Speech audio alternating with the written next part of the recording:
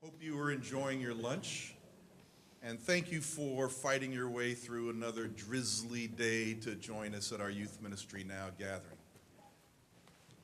I don't really understand what my tradition's understanding of apostolic succession and laying on of hands is, but whatever powers have been vested in me by that process, I want to say retroactive grace over our collective lunch. So would you join me in prayer?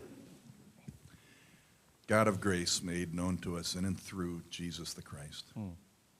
We thank you for this opportunity to gather and come together away from our reflective tasks and studies and just be together and in your presence, celebrating the calling that you've made on our lives, responding in faith. We ask you to bless our conversations and our gatherings, nurture friendships begun and continued here. Bless this food and the hands that prepared it. We ask all this in Jesus' name. Amen. Amen. All right, welcome. I'm just so glad you're here. And again, we are grateful for this collective effort, both to minister to our young and to celebrate our callings and come together and reflect on them as a community gathered around the questions of youth ministry. I want to make just a couple of introductions before we get on to really an outstanding speaker who's traveled up from Atlanta to join us. And the first one I want to introduce is Dean Joseph Britton, who is the Dean of the Berkeley Divinity School and has been a partner and collaborator and really door opener for this venture from the beginning. Dean.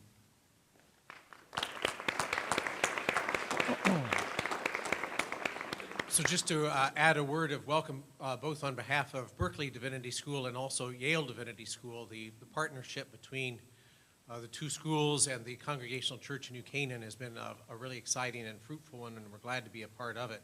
And I don't know if Skip's going to say this or not, but you'll see around the room some resources from the Ministry Resource Center in the library here. You may not know that the Yale Divinity School Library has a very substantial collection of materials that can be useful to you all who are in parish and congregational ministry and specifically in youth ministry. So do take a look at what's available here and know that that's a part of what we can provide. So welcome and glad you're here, and we'll look forward to seeing you the next time. Thanks. Thank you, Dean. I do want to call your attention to the resources, and first I want to introduce Carolyn Engelhardt, who is the director of the Ministry Resource Center, was when I was in seminary here, so it is a great and venerable obedience in the same direction, so thank you. Carolyn, anything you want to say about the materials and the resources? Find your way from here to the Resource Center, go into the library, follow me if you're new to the place and you need to go, but we would be glad to have you check out or talk with us about resources similar to the ones scattered around the room. We're here for you. Thank you, Carolyn. Nice. Here's a vision we haven't fully realized, but know that we're working toward this. I know how precious your time was. There isn't a single time that I've been to any conference where when I was driving there, I said to myself, I used to think I had time for this. What was I thinking? And there I am going. And so we'd love to have this be an experience that enriches your ministry in as many ways as possible. So, of course, we're blessed to have folks like Rodger Nishioka come and speak to us, but it would be lovely also if it was a time of networking and gathering and friend-making here. It would be lovely if we gathered increasingly resources that you could reflect upon and take away from the Resource Center. I'm trying to recruit our bookstore to have the kind of collection that would be generative for folks here and then display it in case you wanted to take some books home. So the one-stop shopping multitasking is where we're moving toward. And Carolyn, thank you for bringing the Resource Center materials down here today. I always want to make an invitation for you to join our Youth Ministry Now Facebook page because it's so critical. When Chap Clark came down with pneumonia just before the last talk, and we did everything we could to communicate with our folks. But man, I'd hate to think of somebody driving down here from Glastonbury not knowing that our talk was canceled or not knowing about the opportunity. So please check us out and like the page.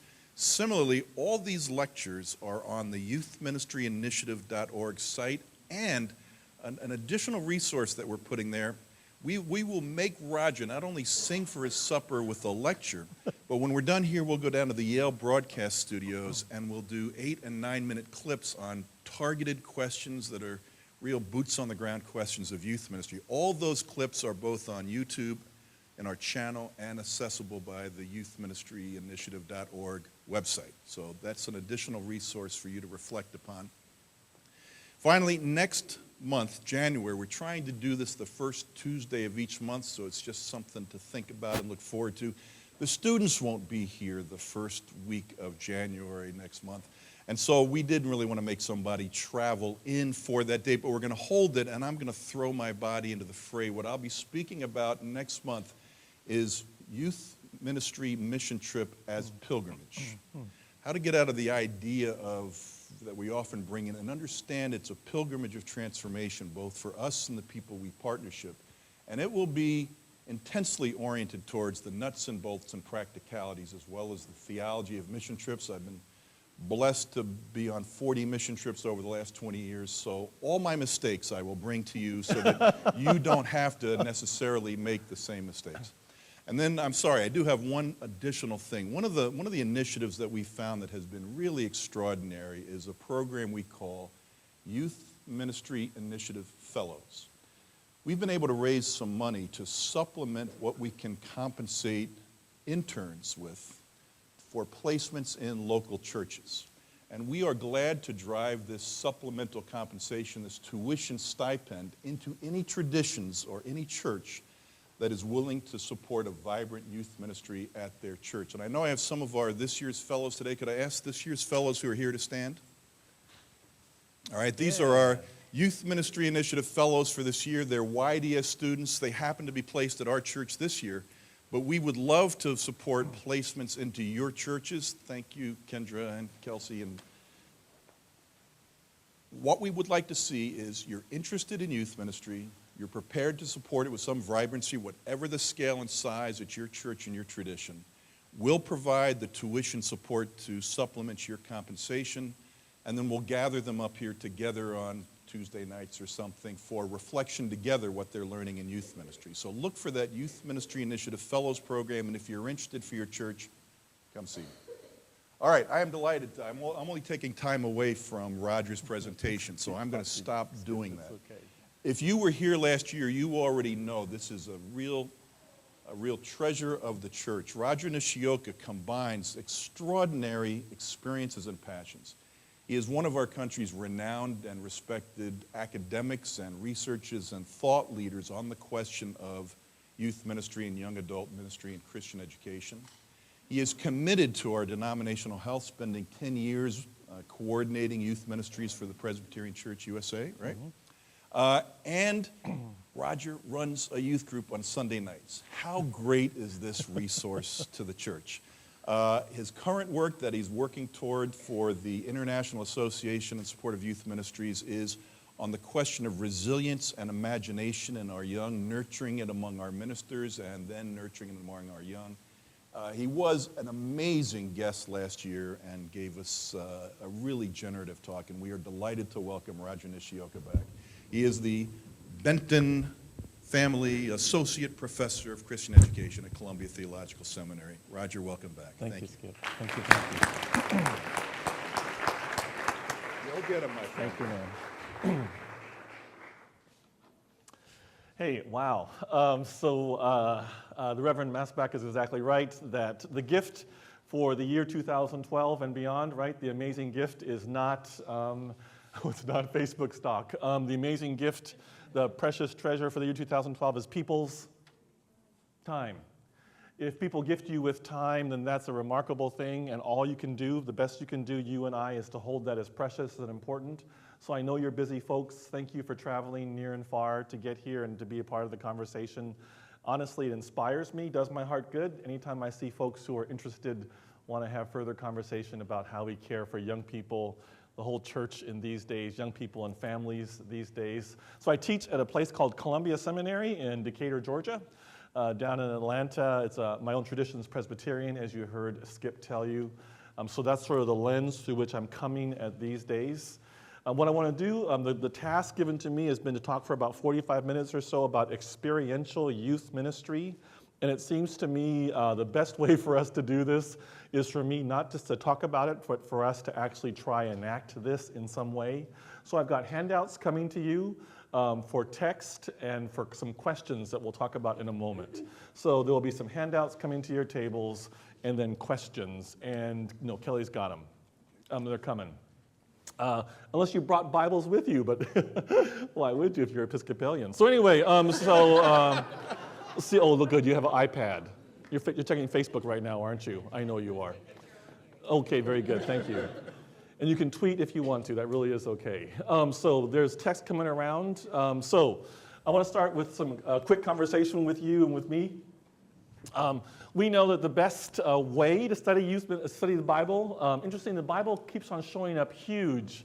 Skip told you I do research on youth and young adults. I just finished a major research project on young adults, asking the question, why are so few young adults that we have baptized often and confirmed, depends on your tradition, staying with us in the mainline churches. These are Episcopalian, United Methodist, Christian Church Disciples of Christ, United Church of Christ, Presbyterian, Lutheran, etc.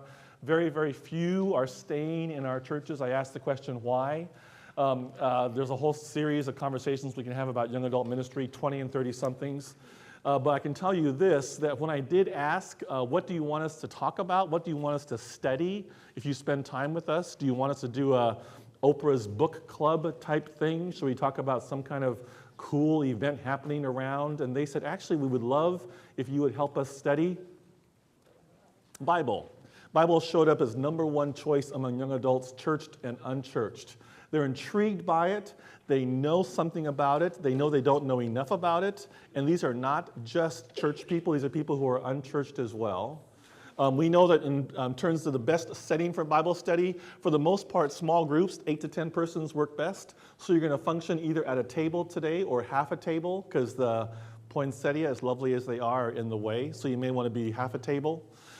Each group needs a leader facilitator. The process is not a secret. And so I want to introduce to you in the next 45 minutes 2 processes and dig deeply into one part of the process, which is question asking and question delivering. So 2 processes, potential processes for youth ministry and studying the Bible, and then we'll talk more deeply about the questions that we use in discussion, okay? So, interestingly enough, I just finished an interview with Bill Hybels, who arguably, I would argue, probably is the founder of the megachurch movement in America. Bill Hybels is the founding pastor of, do you know? Willow Creek. Yeah, Willow Creek. He founded Willow Creek out of South Barrington, Illinois. Golly, membership is a dubious question. The megachurches call membership different things. They don't call it membership in different ways. But you know, we're talking about 35,000, 40,000 people or so in the Willow Creek Church there in South Barrington, Illinois. Interestingly enough, mega churches like Willow Creek and others are beginning to dismantle their what they call seeker-friendly services. They built their whole ministry upon you all come in the South. Those of us who come from the South, it's called y'all come. I was in Mississippi recently preaching at one of our Presbyterian churches, and the announcement from the pastor, he said, later on, there's a gathering for all y'all. I told him, excuse me, I come from Honolulu and Seattle, but I think that's redundant.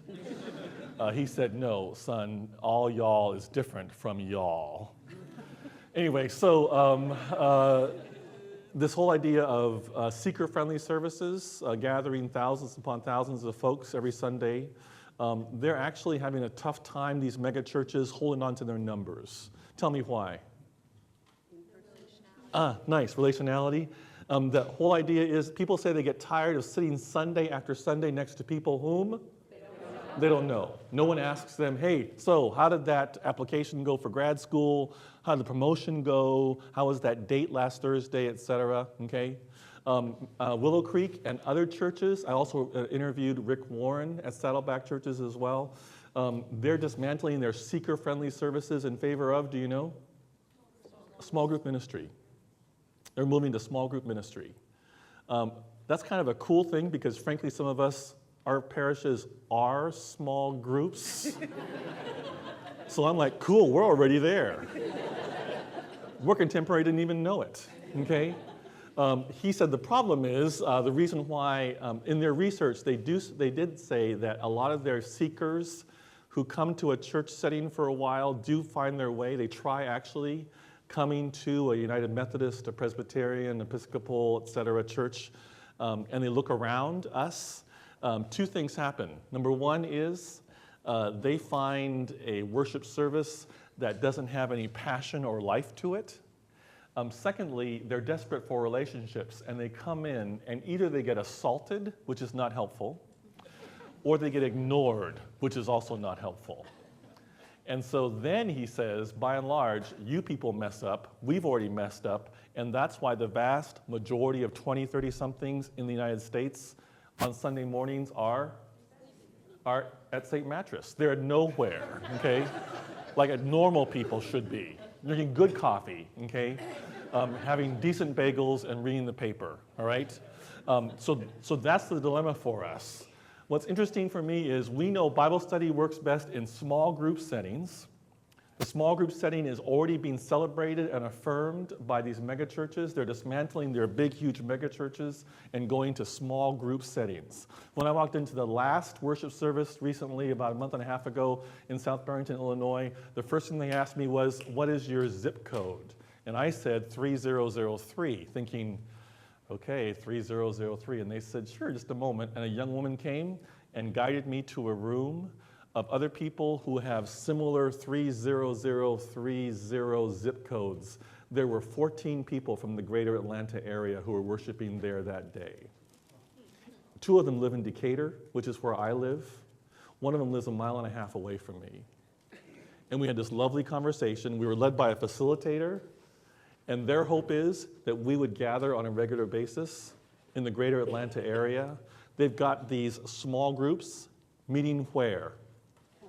In homes, worshiping, studying, eating together, praying on a regular basis. Sounds just like first and second century church.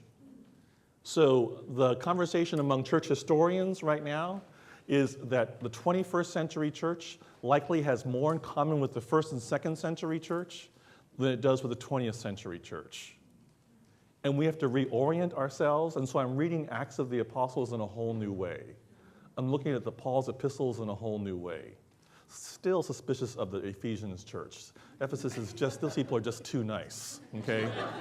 The Corinthian church, I know that church. I've served that church several times, okay? But anyway, so I'm reading the Acts of the Apostles, I'm reading Paul's epistles in whole new ways, and I think it's worthy of our attention. So the best thing is for us to do this in small group conversations, right? Okay, which you're going to do in a moment. What I want to do is propose a real simple model for the first one. A framework for experiential Bible study. The framework does this. It's just 3 simple steps. It's what, as in what is the background of the passage, so what, why is this important, and now what, how do I live faithfully as a result of this study? So think about a framework for Bible study as what. Think about it as so what, think about it as now what. That's all I want you to think about, okay? What, so what, now what. If you frame a 45-minute Bible study or a 35-minute Bible study or a 20-minute Bible study with middle schoolers, if you frame it as a what, as a so what, and a now what, you're doing really well. Interestingly enough, seminarians from Yale Div School spend a heck of a lot of time on what. We love doing the what, okay? Our young people are desperate for so what and now what. They're like, the problem is, oh golly, our time's up. And I just gave you a 20-minute mini lecture on the Greek and the Hebrew here. I'm so sorry. And they walk out thinking, okay, well, that was interesting. So this happens over and over again, that the what is interesting, but we can't spend all of our time on the what, all right? Either at your half table or at the whole table, probably. No, try half table if you would, okay? So you're going to work on text for me, please. This is the call of Samuel. And if you would just have some voices read aloud the call of Samuel, and just go around your table and just hear different voices if you would. Take just a few moments and go ahead and read the passage.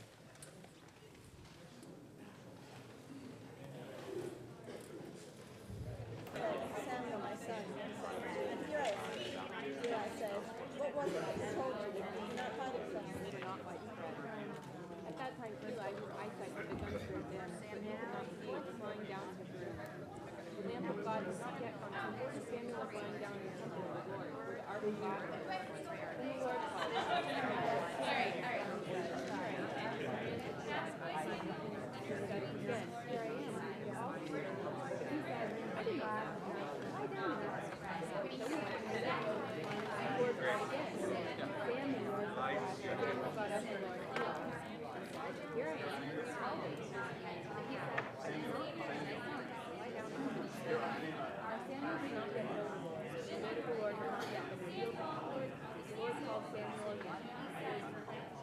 So friends, the word of the Lord?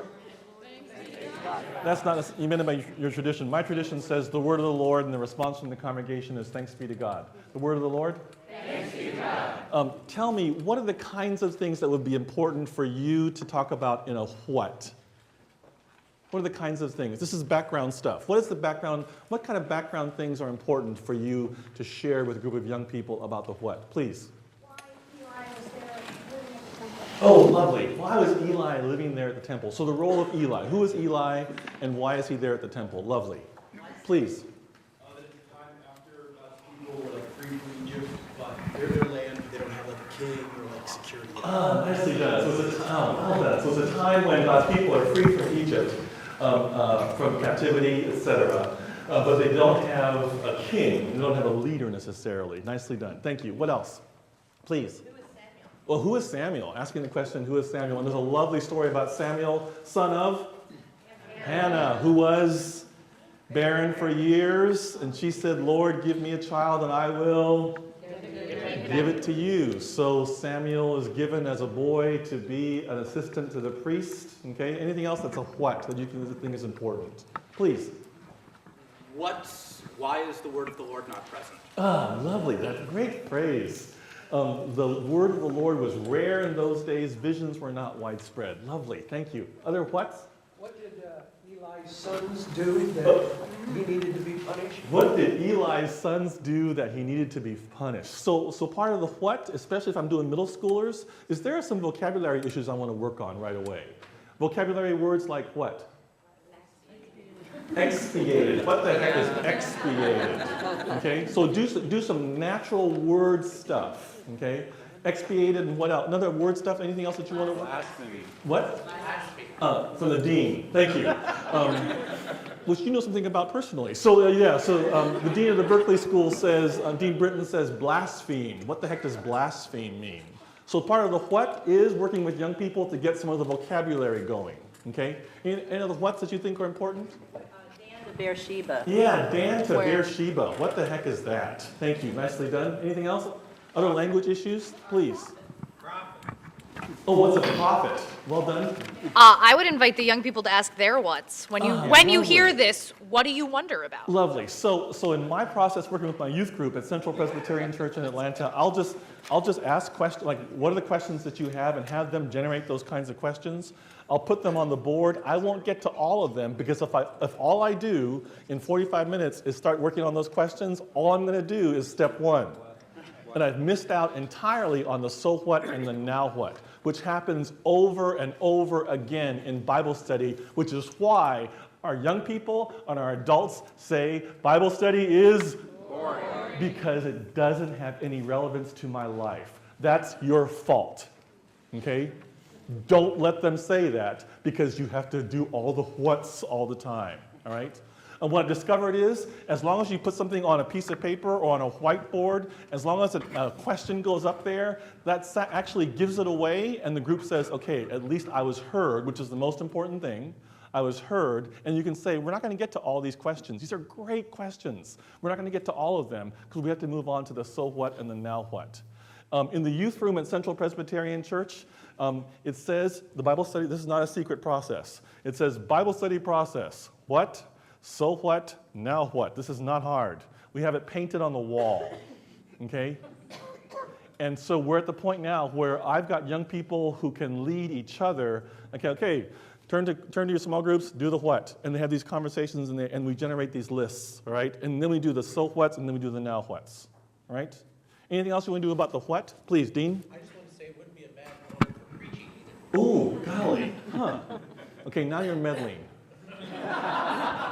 Dean Britton says this wouldn't be a bad model for preaching. I think you're exactly right. I think we tend to do it in the preaching process a lot of the what, and we don't tell our people, why are we talking about this at all in these days? Thank you. That's a nice turn. Anything else you want to say about the whats that are important? Please. The contextual definition of sacrifice. Oh, lovely. Golly. Contextual definition. Golly, great language. Contextual definition of sacrifice. Lovely. Exactly. Okay? The caution for Rodger every single time is I've got to be careful because I can take this and go, I can do the what's forever and ever. This is fascinating stuff. I love this. I can pull out commentaries. I can do language studies. Because I'm smart and intelligent and I have a degree in seminary. So this is great stuff, okay? But my worry is it ends up being really about Rodger being able to show you how much he knows. And that isn't the point of the text. The point of the text is that God, we dare to believe that God somehow reveals God's self to us in these days, okay? The precious gift of time, you honor it. So, I also want to make this a little bit experiential, and so I'll do some call stuff. This is called the call of Samuel. And call language has to also be sort of deciphered at some point. 2003, 2004, 2005, I think for, 2 seasons, right? Sitcom ran, more of a sitcom, sort of, Joan of Arcadia. And so this is a young woman. I would want to use something that's more contemporary. I want them to sort of experience the text. So they've read the text and they've heard it. We had some conversation about some of the what's, but I want them to sort of experience the text in a different way. So this is the opening scene from the pilot. The whole premise, have you seen this show? Anybody seen this show? It didn't last for more than 2 seasons, and I think there's some reasons why we can talk about that some other time. But it's fascinating. So this young woman, Joan, hears God. And this is the pilot, and this is the start of her hearing. Her father is chief of police of Arcadia. And what they do is they juxtapose in this pilot, the opening, Joan, who is his daughter. She has an older brother who was hurt in a car accident. She has a younger brother, Luke, who is a nerd, a science nerd. She has mom and dad. Her dad's chief of police of Arcadia. And Joan hears a call from God. And so this is the pilot. And they juxtapose Joan hearing a call with the killing of a young woman, Joan's age perhaps, in the area there in Arcadia. So a couple clips.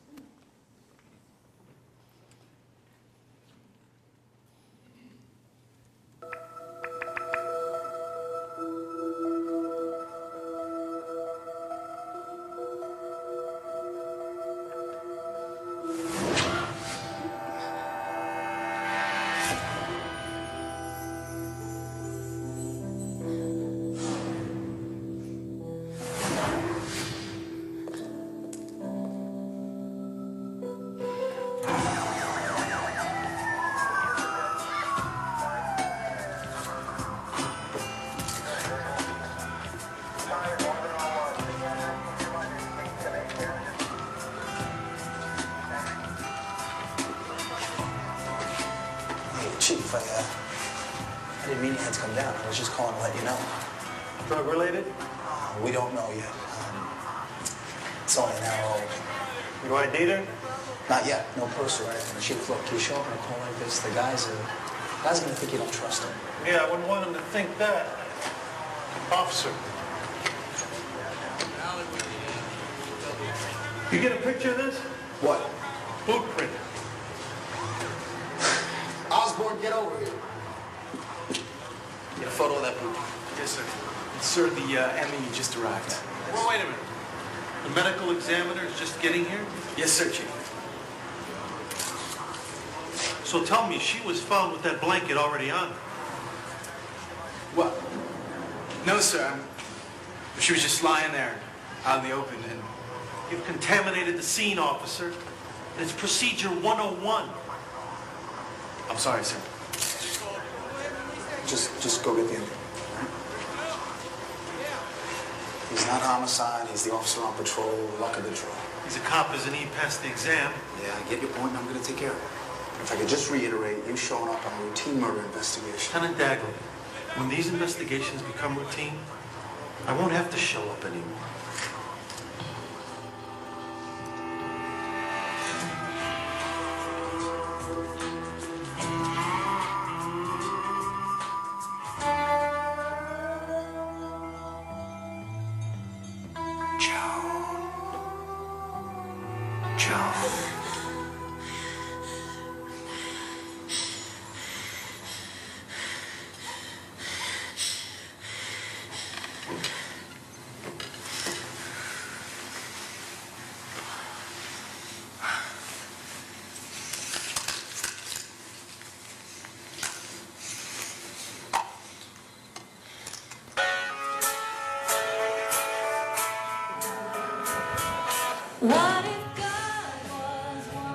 So the scene continues, and she heard her voice being called, and woke up as a result.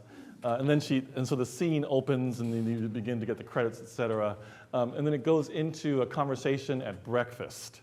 The whole premise for the film is that Joan is called by God, but God appears to her in a variety of personas, okay?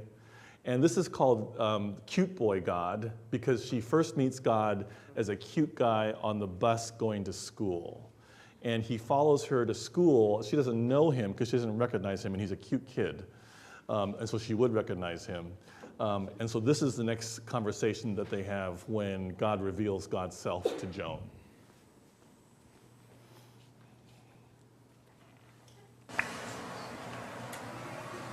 What do you want with me?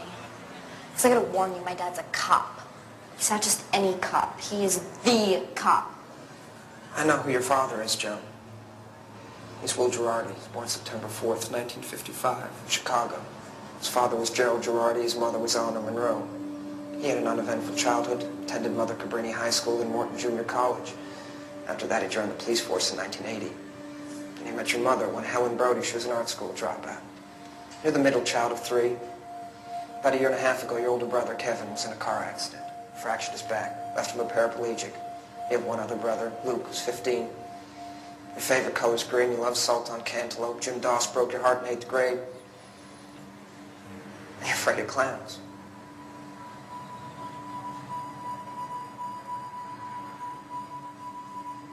Who are you? I've known you since before you were born, Joan. I'll ask you one more time. I'm God.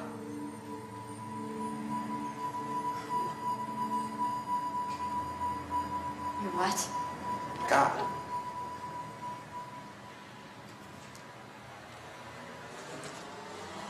Don't ever talk to me again.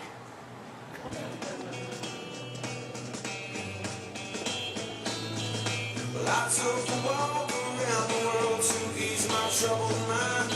I left. Okay, so the whole series is based upon these kinds of conversations, where God appears in different personas, speaking to Joan and talking to her and calling her to do certain things and to be about a certain way of living. So in experiential Bible study, what I would do next is, after reading the text, doing some what work, I would want to show a clip like this that makes the call story, the themes that emerge, a little more contemporary in some ways. Tell me the value of this. Think about in your head why that would be valuable for adolescents in these days. Different media? Oh, sorry. That's okay. You said in my head and That's okay. spit it out. That's okay. Go ahead and tell me. Just a different media. Lovely. It's a different media source? Exactly. Please? I think it changes the tempo of what you're teaching. It does.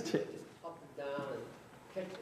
It makes it move, keeps it moving. Ah, nice. It does change the tempo. So part of what I do, I teach teaching.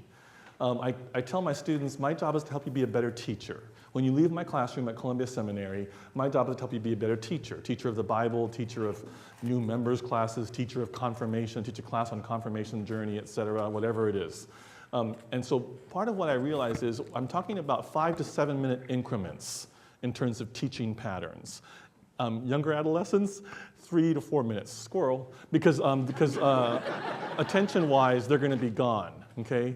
But 5 to 7 minutes is pretty long, so I'm changing up intentionally. I don't want to presume we can sit here and do 25 minutes of just looking at a text. I want to take them to a visual source. We also know from the brain research, 5 senses, okay? The sense that engages the least amount of brain power, hearing. The sense that engages the most brain power, visual. I thought it'd be kinesthetic too, bodily touching, but it's actually visual. The sense that has the strongest remembering sense of the 5, olfactory, smell. So the whole idea for you and for me is anything I can show, okay, young people, I know that their brain power is going to be engaged in a whole different way. Interestingly enough, back to Dean Britton's fine point, a lot of our worship engages hearing, the least amount of brain power. We don't see very much. We don't smell. Some of us smell. sometimes not good things, but smelling, etc., let alone tasting and touching, okay? So there's a reason why I would change it up and I would want them to to experience sort of a new way of seeing the text. The so what, why is this important? The now what, all right? So how I want to get to these is, I want to get to these through discussion questions. So there's a second handout on your sheet, on your table, right? So a friend of mine who teaches at a little school down in New Jersey,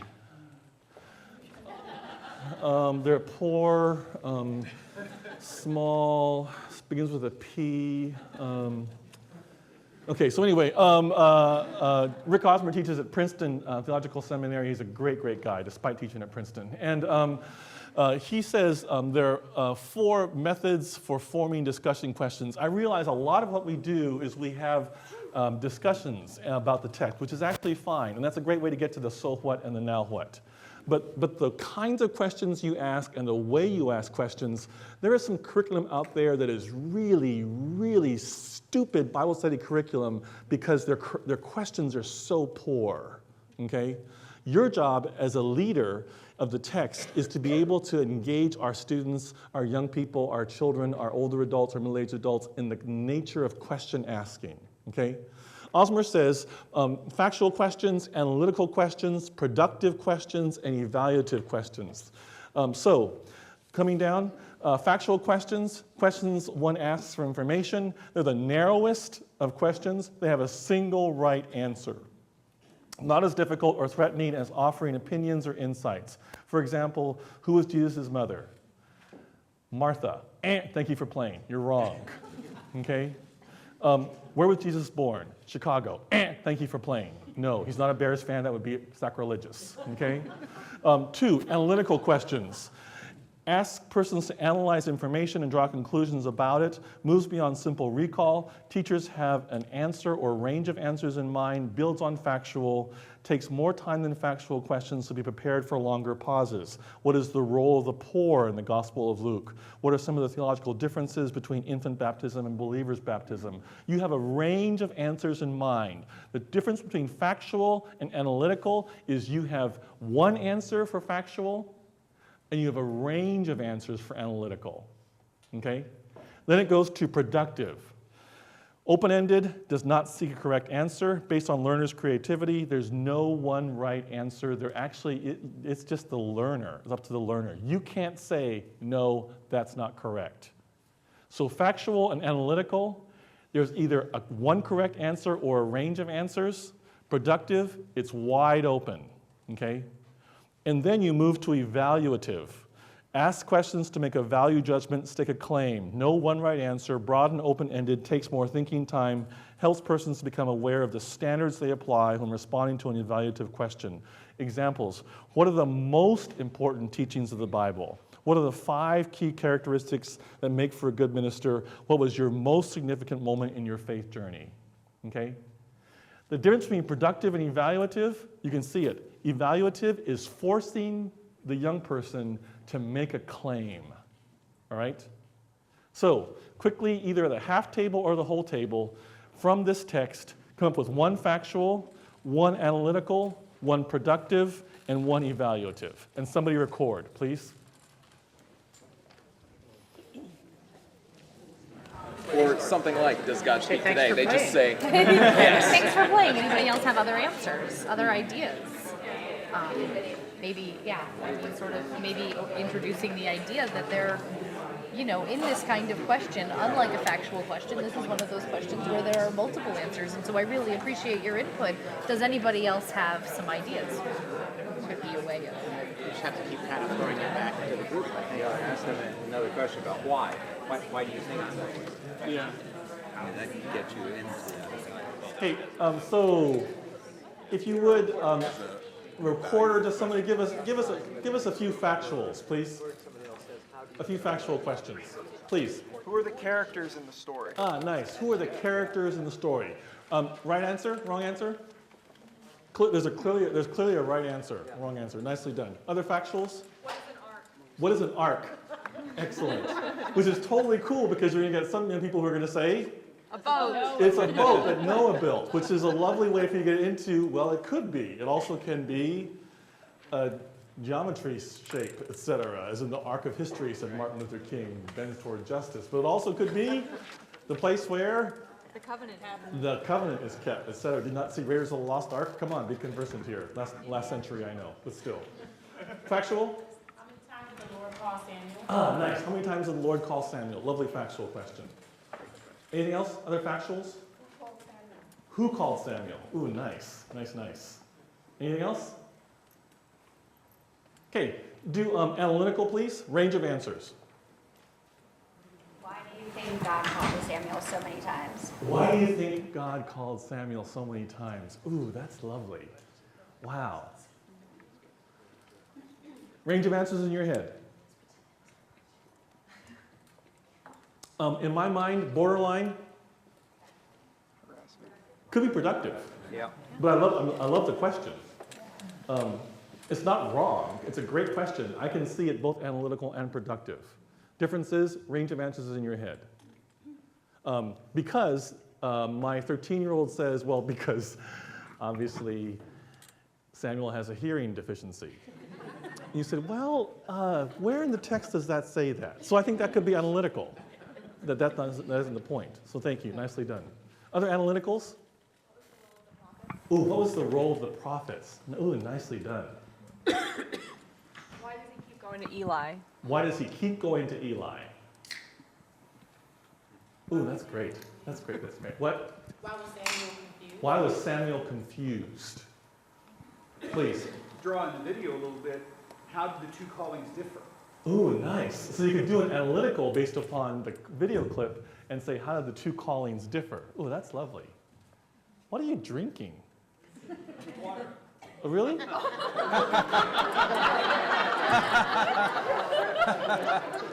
Is that a mini keg? Are you an Episcopalian? Methodist, close. You're a Methodist? Yeah, close. Yeah, okay, fine.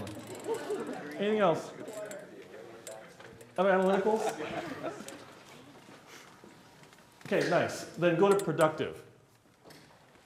Please. What are some ways that you have heard God? Ooh, lovely. Fantastic. What are some ways that you have heard God? Big difference is you can't say to the young person, no, you haven't heard God that way. It's not possible.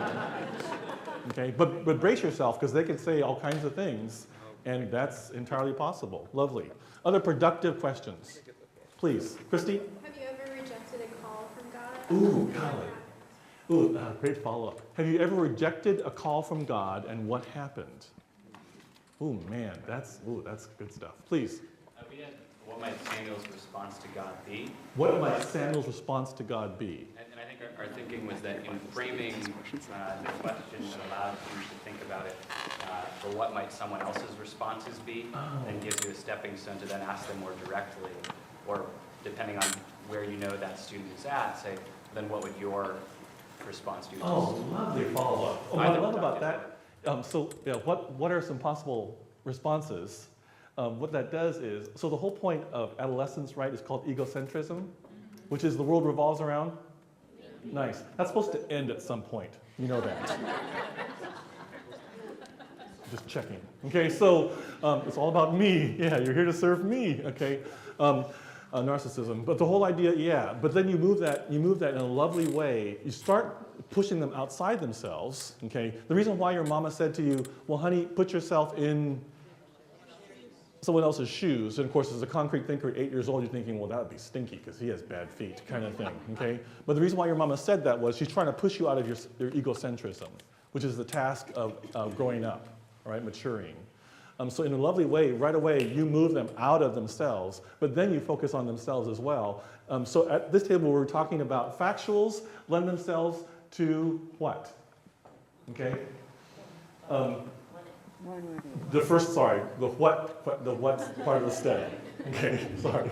Yeah, who's on second? What, okay? Analyticals, productives, and evaluatives lend themselves to moving toward, do you see it? The so whats and the now whats, okay? Portion of your study. Hardest one, any evaluative questions you want to test with the group? Please. How do you determine whether what you're hearing is God or your own thoughts? I mean, how do you determine if it's being really a call from God? Fantastic. How do you determine what you're hearing is really a call from God? Evaluative? It can get there. I think initially it's productive. Tell me why. Because there's There's not really a right answer. There's not really, that's right. So that works out fine.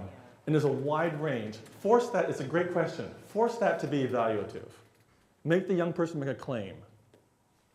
How do you know when it's a call from God? How do you know when it's a call from God? You're getting there. I agree with you. I think that borders on evaluative. What does it sound like? Ooh, emphasizing the you. How would you know that's true? Or your call. Nicely done. Or when God called you. Ooh, Elsa, that's nice. I would force it even more. I would say, what is the most significant way you've discovered that you know God's calling? Do you see the evaluative I put in there? I forced them to have to choose what? The most significant. One of my best friends from seminary, he's got 2 teenagers. The question that they hate, and he asks them every day, and they hate it. John, they come home, and he's like, so, what was the best thing that happened today? I hate that question, Dad. Okay, but it's an evaluative question, as opposed to, what's one thing that happened today? That's productive. What's the best thing that happened today? Forces the kid to make a claim. Why is making a claim important? You have to process. It takes time. You do have to process. Thank you. Steve? Helps make it yours. It does. Stephen says it makes them own it. It isn't just some nice answer. This is the now what. This is the so what about me? This is it forces them. Interestingly enough, in my survey, I teach a curriculum course also, a survey of curriculum, church school curriculum. And when I look at discussion questions for adolescent curriculum, we spend a heck of a lot of time asking what kinds of questions. We do a lot of factuals. Curriculum writers do a lot of factual questions and a lot of analyticals. I see almost by my estimation, less than 3% were evaluative questions. Only about 15% were productive questions. Why? Because they require imagination. They require imagination. And it's scary. And if you are writing a curriculum, you want to be able to say, expect answers like these kinds of things. Okay? The problem is we know that does not move our young people to an engagement of the text that answers the so what and the now what question of their lives. What does this text possibly have to say to me? How can this text possibly have any meaning for my life? Please. Well, basically what you were just saying, that the first 2 categories are more about the text, the second 2 categories are more about us. Ah, lovely. And we confuse Bible study for being a study about the Bible as opposed to being a study about us and God. Ah, lovely, lovely. Language, tell me your name. Jack says, the first 2 questions, I haven't thought about that, but I think you're right on it. Jack says the first 2 questions tend to be a study about the text itself, which is not a bad thing, right?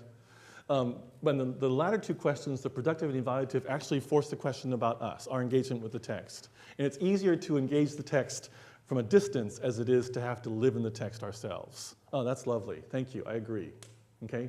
I think it's scarier. I think it's harder. Please. Some teachers are more comfortable feeling they're in control of what's going to happen next, and they're not willing to give up that control, so they don't ask the productive and evaluative questions. Oh, golly. That never happens in my seminary. But you're brilliant. Tell me your name. Linda. Linda, you're on it. I think out of our fearfulness that we have to be in control of these moments and not the Holy Spirit who's at work in us, for us, through us, sometimes by the grace of God in spite of us, we want to control this. And we think we should have the answers.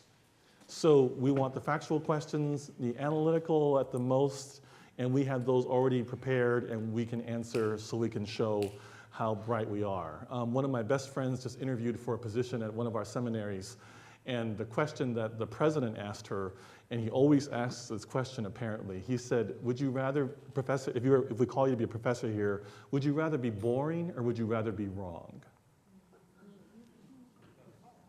And so she texted me and said, how would you answer this question?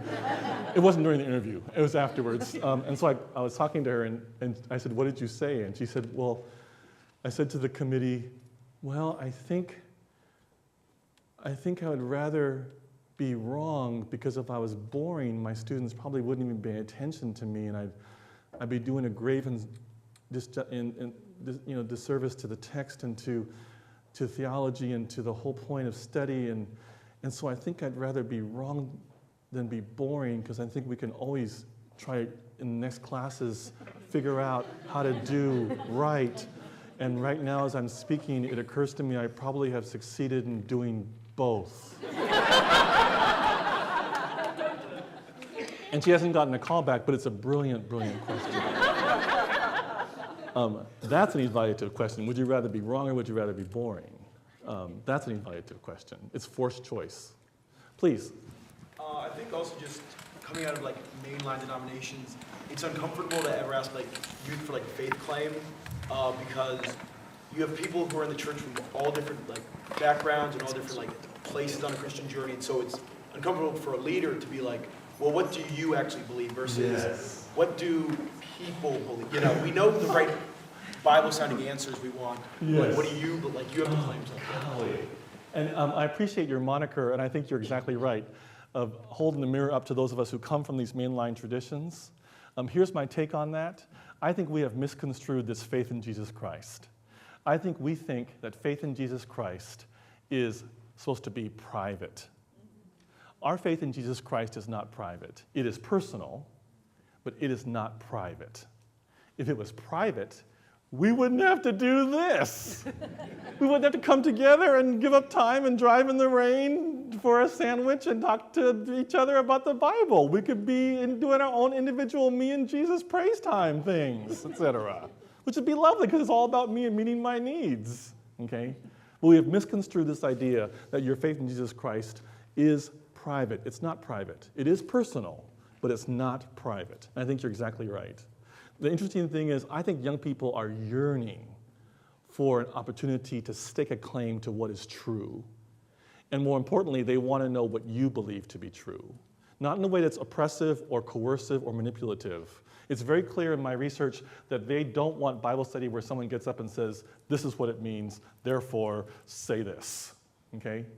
What they want is for you to open the text up and to do a what, so what, now what, to ask the kind of questions that generate meaning from my life. I think we're meaning makers. It's what it means to be called in the image of God, that we're created as someone who seeks meaning. It's our nature to seek meaning. Please.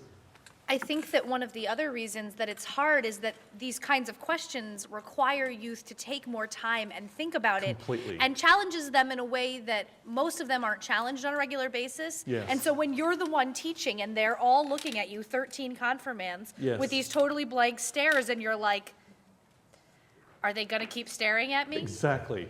It's been a minute and a half now. It's been, what? And you want to jump in, you want to like save them or rescue them. Totally do.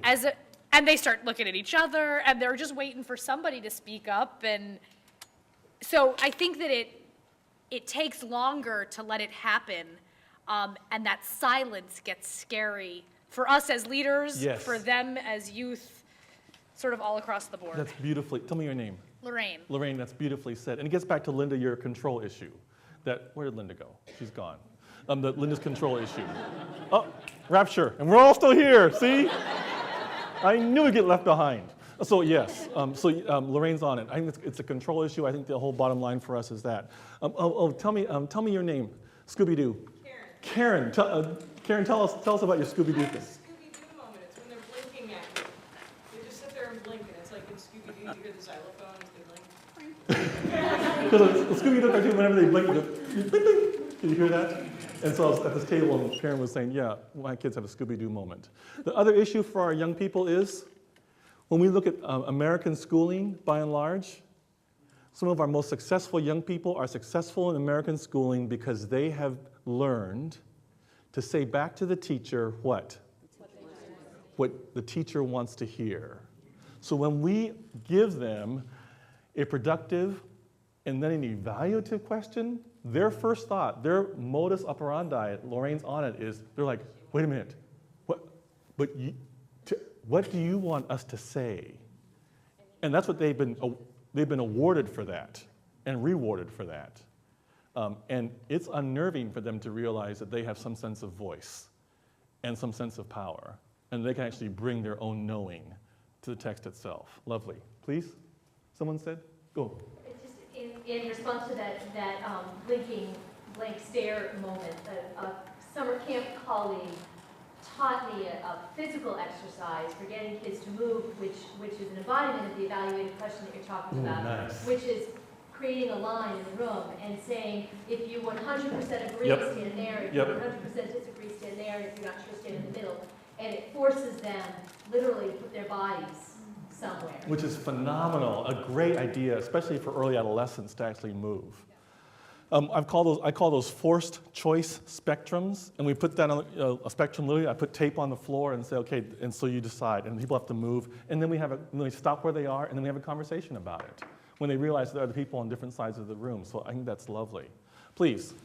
I think there's an interesting dynamic between the teacher and the students, particularly the teenagers, where Yes. what they say may challenge our own theology, and we don't want to go there. No, because we our don't. tradition says this, our doctrine says this, and so when a young person says, well, God spoke to me through a hip-hop song, and you're like, I don't even believe the gospel hip-hop. Amen. How do you gauge that type of thing? So I think that's one reason why we kind of avoid those questions and end up tailoring the conversation, and then the students end up saying what we want them to hear. and Exactly. It doesn't go anywhere. It doesn't go anywhere. Your language is fantastic. Tell me your name. Jamila says, and the language, it doesn't go anywhere. You're exactly right. But they have been schooled, and this is the process, and they walk out saying, okay, fine. So my pastor Jamila, she's just like my school teacher, et cetera. So I get it. This is how I operate at church. You don't want to be stumped. Totally. Right. Exactly. I think point's well taken. Please. I think one of the key factors for me in ministry is understanding that I assume sometimes that the youth will trust us. Yes. But building up trust is critical in the process. Golly. Because if I'm going to answer a question that you're asking of me, I'm going to assume that you're going to either want to hear it, Yep. or if I'm going to push back and you don't want to hear it, Yep. I have to trust that you're going to receive that answer. Well said. So I was telling Skip and Jonah at breakfast, and Eileen at breakfast this morning. Yesterday I'm on the faculty evaluation committee for Columbia Seminary. There's a colleague who's up for tenure. And so my job was to be in his classroom yesterday, and I was watching him teach.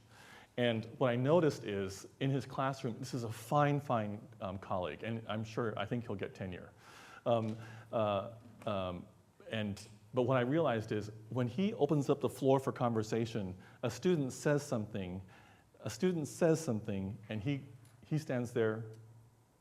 Okay, now the next thing is, all right, and so I literally drew a classroom map, and I was checking off how many times students say something, okay, and each time a student says something and gets no response from him, they stop speaking. They didn't say anything again. It doesn't have to be that everything you say is a gift from the Holy Spirit, okay? But all we're asking is, can you build trust levels enough that, as Jamila said, you can actually venture something that's kind of scary and isn't going to be honored, okay? And that's the question that's being asked. So I think, back to Lorraine, I think the other reason why they're looking at us is they're trying to see, do you really want to know what I think? Or do I play the game again and tell you what I think you want me to say?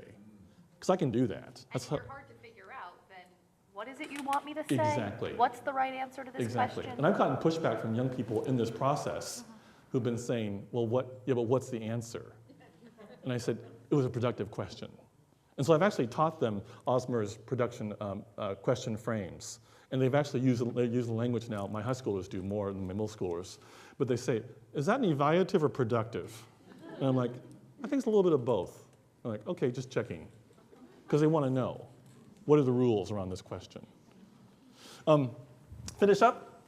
There's one more that I'll talk to you just about briefly that is making the circles that I think is really interesting.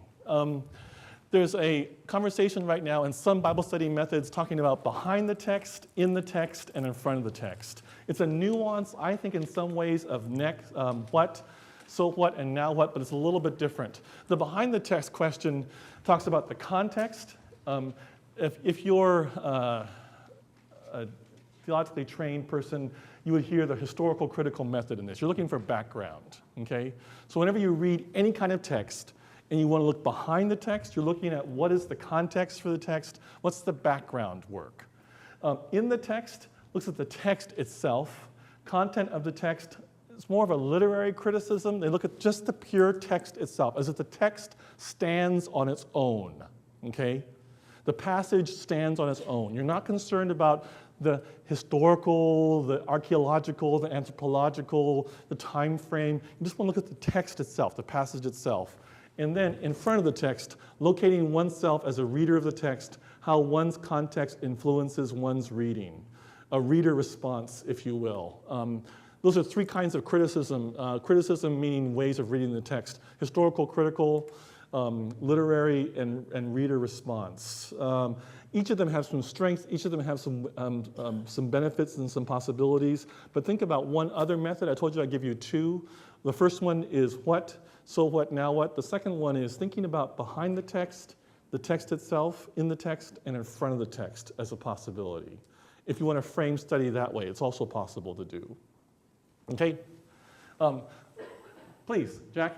In front of the text is also how the text has been used since it's written. Lovely. Jack says, in front of the text also is how the text has been used since it's been written. Used and abused in some cases. Oh, that's nice. Thank you, thank you.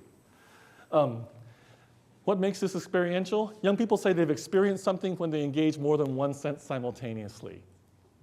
So part of my reason for showing you a clip was I didn't want to just do a piece of paper and I didn't want to just do hearing.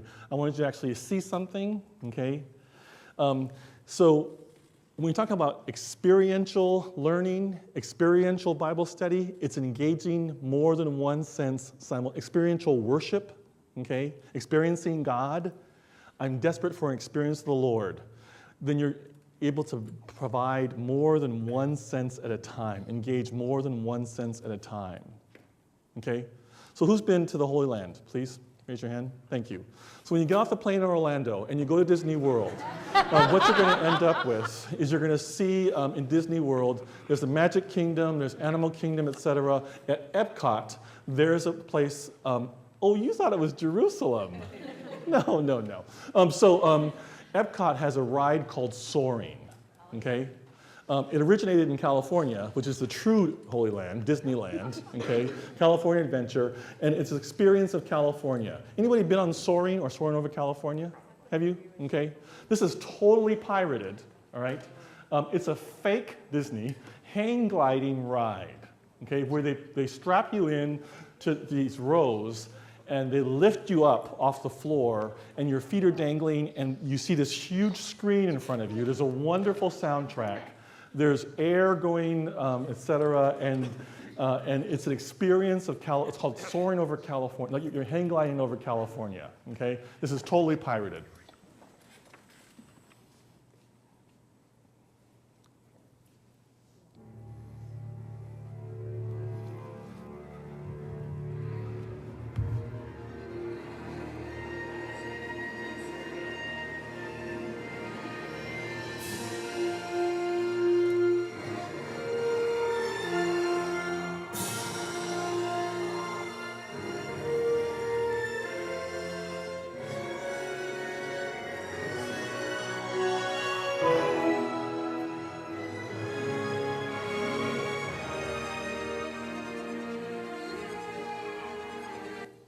Okay, so what happens is as you're going over, as you're doing these things, okay, the ride is tilting as well, okay? As you go over the Rogue River in Northern California and these evergreens, they insert into the theater the smell of evergreen, okay?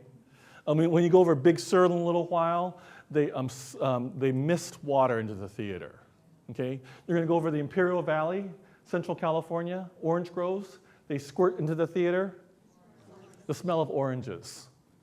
Disney is saying you're going to walk out after 5.5 minutes and you're going to have an experience of California. You're going to feel like you were in California because they know how to engage more than one sense at a time. What I'm hoping is that you and I take seriously the opportunity in Bible study to make it experiential, which means that you engage more than one sense at a time, okay? So one of my current students named Courtney, and you know this has to be a call from the Lord because she left a great job. She was an Imagineer in Orlando and left, stupid woman, and left that job to come to Columbia Seminary to study to be a Presbyterian pastor. This woman is delusional. I was talking to her about this in one of my classes, and she came up afterwards and she said, I actually worked on some of that development for that when it came to Orlando from California. And I said, really? And she said, you know, we were trying to get the fifth sense. We wanted to get all five simultaneously. We were trying to get taste. And I said, really? She goes, yeah, we tried for 1.5 years. I said, what were you doing? And she said, we tried to give people a piece of candy when they walked in, and they put a candy in their mouth so that as they're going on this ride, as their bodies are tilting, as they see this, as they hear this, as they smell this, as the wind goes, okay, as they go over Death Valley, it gets hotter, as they go over the Big Sur, the mist, etc. She said, we're trying to get taste as well, salt, etc., the taste of oranges. And I said, what happened? And she said, Rodger, I need you to know, people have straight face. Courtney's a little bit too serious. She said, I need you to know, people have totally different suck factors. And I said, really? And she goes, yeah, it's a problem. And I said, Courtney, I've served 2 churches in my life. I work at a seminary. I know people suck at all different levels. And she goes, yeah, it's hard. And she walked away. I'm like, you have to get a sense of humor before you go into a church, girlfriend. Anyway, the whole idea is that Disney gets it. Disney understands that we're trying to deliver an experience, okay? That's what I want us to think about with your imagination with the text. What is a way for us to engage the text in not just reading it and discussing it, but what can they see? A clip from Joan of Arcadia. What could they smell? What could they taste? What could they touch? So that they can actually experience the text itself. Please. I was thinking that that's something that we do really successfully sometimes with church school curriculum for Love little it. kids. Yes. And it stops as soon as you get to high school. Why? I don't know. I don't know either. Judge is too childish. Andy? Judge is too childish. Oh, yeah. The Reverend says the judge is too childish, right. The fascinating thing, I think you're exactly right. The fascinating thing is when I do that kind of stuff with my early adolescents, older adolescents, and my adults, they love this stuff. Others notice. I'll bring up Plato in my classes in Christian education when I want to shape and form a symbol for Christian education. I've got students going, oh, Plato, can I eat this plate? No, don't eat that. But this whole idea of, yeah, reliving childhood stuff, I think you're exactly right. I think you're exactly right. Please, Lorraine? Finding ways to not only get to hear or see or whatever, but to get them to move. Yes. Getting ways where they can embody the text. Lovely. We Act it don't out. use our bodies Yep. very much in general Yep. anywhere, Yep. especially not in church. And doing the spectrum thing for that stands somewhere. I know you guys have to go, thank you. Last thing. So I'm a pastor's kid. So this is evidence you can be a pastor's kid and still love the Lord. Takes years of therapy. Anyway, I'm not kidding. Anyway, was born and raised in Honolulu. And one of my earliest memories is we had one bathroom in our house. I'm getting up early and going to the bathroom. My father is reading by a little lamp in the living room in Honolulu. He's reading his Bible. Earliest memories, consistent.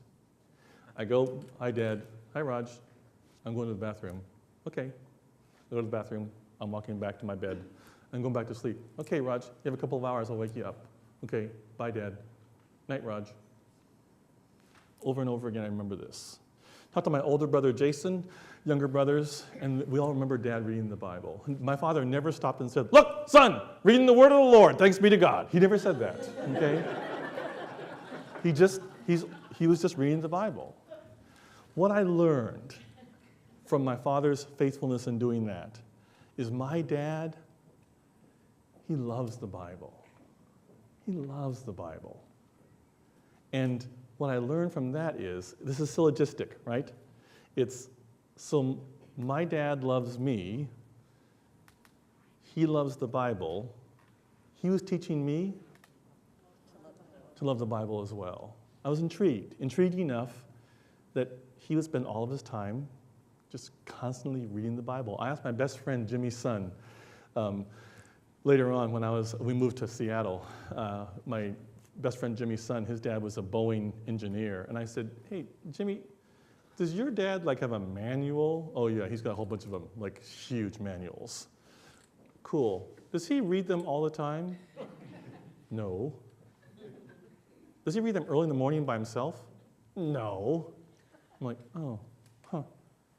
My dad reads his manual all the time. I learned that my father loves the Bible. Bottom line is, I hope our young people know that we love this. We do this not for information, we do this for transformation. Because it changes us. It changes me. It changes you. It's in my heart. So I hope that we have this sense that our young people learn, just see us. Because we love this. I love the Bible. I love the way it changes me and transforms my life. For better or for worse. I mean, there are times when I'm really struggling. I'm really struggling with the text. I was telling Skip that I was doing an interview with a young woman, and she was talking to me about, I was asking her why she's in one of our churches. Remarkable. Why would you be in a Presbyterian church? You're young, bright, hello. And she said she came to this one church, she was looking for a church, and she came to this one church, and she sat down, and the pastor got up and looked at the congregation and said, I have to tell you, I've been struggling with this text for 3.5 weeks. And this young woman said, I was on the edge of the pew. I had never heard someone have the courage, one of you people, she said, to stand up and have the courage to say, this text from the Bible is messing with my whole life. She said, I thought, this woman actually is real, honest and real. That's what I'm hoping for. I hope that our young people know that we love the Bible, that we love them. I hope that there are some ways that we can get to some kind of questions that move beyond just the knowledge, information, to transformation. We do that by asking questions like, so what does this have to do with you? Now what do you do as a result of this? What does this have to do with you as you stand in front of the text? So I'm grateful for you and for your loving and caring for young people and their families in our midst. Let's have a word of prayer. Is that okay? Let's have a word of prayer. So we give you thanks, O God, for the ways that you care for us. And we give you thanks for your word, made flesh in your Son, Jesus Christ, for whom we await Christ's coming yet once again. And we give you thanks for your word, made known to us in your scriptures, through women and men, faithful generations, and for your Holy Spirit, who somehow, after so many years, continues to inspire and transform and inform so that we might be more faithful to you. Bless us even as we seek to bless and praise you, O God, for you alone are maker of the universe. And unto you be all praise and honor and glory, for you alone are worthy, and God's people say, Amen. Friends, Lord be with you. Thank you all.